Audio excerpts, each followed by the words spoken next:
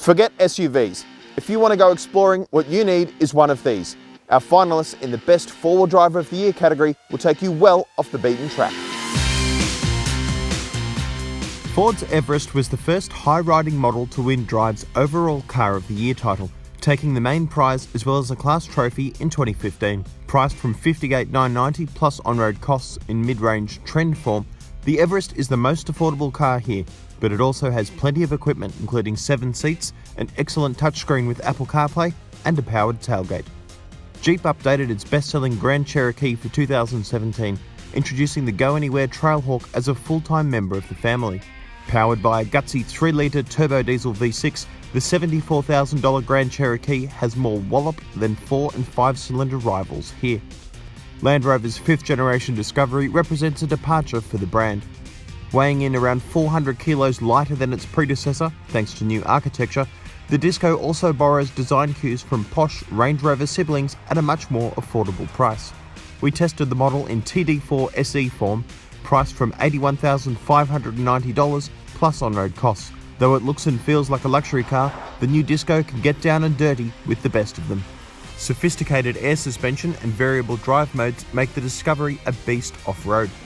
While our test version was not equipped with a low-range transmission, its 8-speed automatic gearbox is capable of climbing steep obstacles. The latest Land Rover Discovery has a broader appeal than its predecessor, with much better road manners than the old model. Judges were also impressed by its off-road dynamics, but less sure of its driveline in the bush. The Land Rover Discovery is a real mixed bag for me because it used to be a big, tough, seriously off-road vehicle, and now it's gone all SUV on us, so I'm not really sure what to make of it.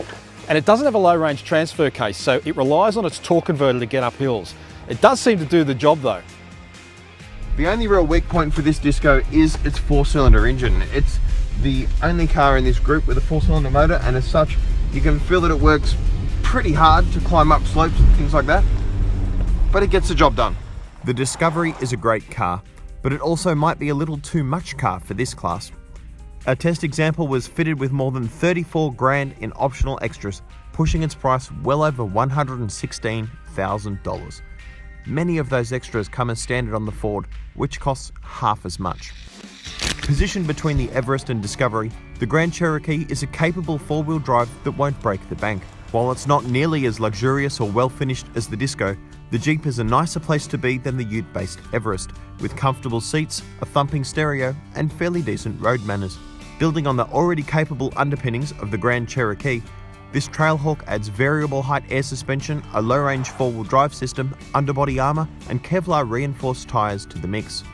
The result is a formidable machine. The Grand Cherokee was already a pretty good off-roader, but the Trailhawk turns it up to 11. It really can go anywhere. The Trailhawk has air suspension. Right now it's jacked up all the way so that we can get over some rocks and things on these climbs.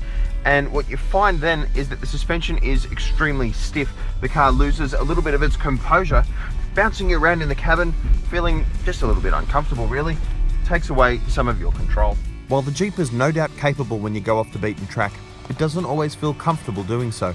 And we didn't always get on with its air suspension on regular roads.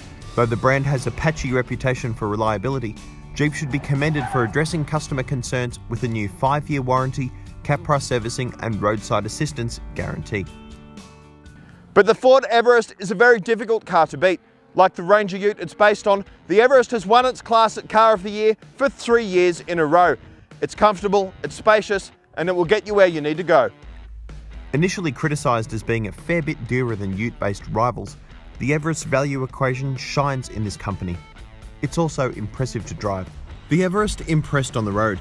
Helped by its 3.2-litre 5-cylinder turbo diesel engine, it makes 143 kilowatts and 470 newton meters, driving all 4 wheels through a 6-speed automatic transmission.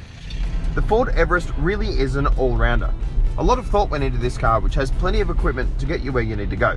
A key feature is its low-range 4-wheel drive transmission, which pairs nicely with multiple drive modes that suit different surfaces. The car also comes with a locking rear differential that can help you get out of trouble.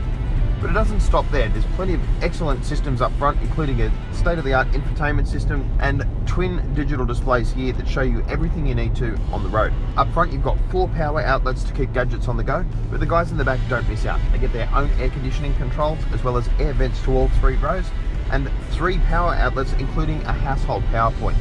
It's really handy stuff. And to top it all off, the Everest drives brilliantly, both on-road and off-road.